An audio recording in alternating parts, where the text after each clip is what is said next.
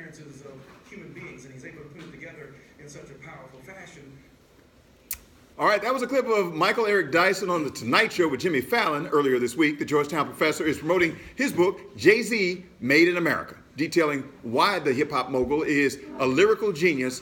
And the book also offers a brief history of hip-hop's critical placement in American culture. Professor Dyson in studio this morning to talk all about the book and a special event tonight. Good morning to you, sir. Always good to see you. Always good to see you. Jimmy Fallon, now Wisdom Martin. I'm in high cotton now, baby. Well, I'm in high cotton. We're not going to say which direction you're going in. We're not going to talk about that. But look, first, let's talk about your event tonight before we get into the book. Yes, sir. I'm going to be at the park at 7 p.m. You know, like all the stars. Hey, Ma, I made it. I'm at the club tonight. You're back in the club. At the park. You can go on their website on Instagram at the park at 14th.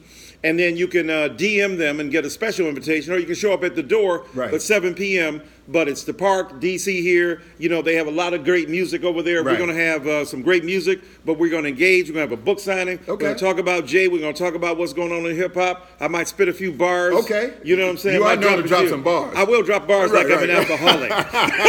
So let's talk about this book. Why did you decide to do a book and teach a class on Jay-Z? Why Jay-Z? Well, he's one of the greatest poets America has produced, and except he's doing it to music.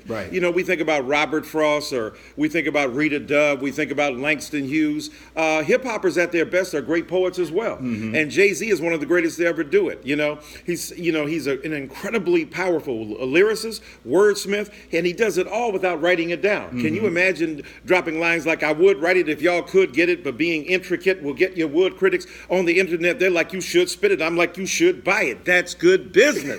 And he's doing that without writing the stuff down, right? That's deep. And it's a powerful, powerful thing. So I taught a class, you know, for 10 years, and now writing this book to try to get at some of his poetic genius. Right, and some of his poetic genius you discuss in the book about history, sociology, everything that's going on in society. He's able to weave it all into his lyrics, like you just said. Absolutely. Think about the issue of, I just saw Queen and Slim, and it's mind-blowing, right? That film is incredible.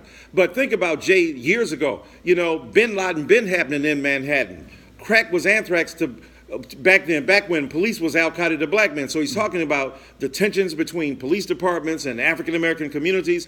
He talks about social injustice. He speaks about criminal justice reform. He talks about his own difficult childhood. You know, all the teachers couldn't reach me, and my mama couldn't beat me hard enough to match the pain of my pop not seeing me. So with that disdain in my membrane, got on my pimp game, blanked the world, my defense came. He's explaining father absence, social misery at the house, economic exigency, forced him out into the streets to hustle. So he's narrating his own story bit by bit. And if you look at him, he's talking about politics, history, culture, society, and the like. Right. Now, you also have there's 3 categories in this book that you discuss involving Jay-Z. Talk about those 3 categories. Well, the first one is hustling, you know, and I've talked a bit about why, you know, he talked about hustling because this was the avenue open to him. This is a young black man growing up. He's born in 1969, the very day that Fred Hampton died. He was born December 4th, 1969, and he talks about the economic downturn in the projects in Marcy, and hustling was the only opportunity, or one of the few opportunities open to young black men like himself. So I talk about his hustling background, but I talk about how he transferred that hustling into the suites, from the streets into the suites. The second one is poetry, his inventiveness, his poetic genius, and the third one is about politics, how he looks at American society, how he looks at the global expansion of hip-hop, how he looks at criminal justice reform, and those things that should be addressed in his work. Also, you actually talked to him on the phone. I do. In your class. I do, yes, in your class one day. He called your class? He did. Let me tell you a story. So we're at the, I think it's the 80th birthday party of Maya Angelou, and I'm telling Oprah, I'm saying, like, I'm doing a class on Jay. She said, does he know what a big honor that is to him? I said, well, I think he does. I talked to him. She said, well, he should appear in your class. I said, you tell him. So Oprah did tell him. Wow. And then Jay, you know, and I know him, and we text back and forth. He calls in for an hour. He's in London with Beyonce. Okay. Can you put her on the phone? But but he calls in and talks to my class for an hour and drops mad science. The class's mind was blown. And it was beautiful for him to do that, man. I bet you they lined up to sign up for your class. My God, they were like, yes, can we get some more of that J to the Z? Always good to see you. Always good to talk to you. So you're going to be at the park tonight. One more time. The park tonight at 7 p.m. p.m. Be there, be square. It's gonna be lit. We're gonna give out free. Okay, just come on out. The park at 14th, 7 p.m. tonight. We're gonna get it on, brother. You know, if we had some time, I would drop some bars too. I know what you said.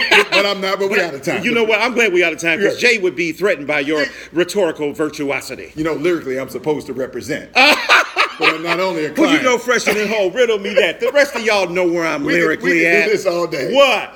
He could, I could. So we're going to toss it over to Tucker Barnes and Steve right now.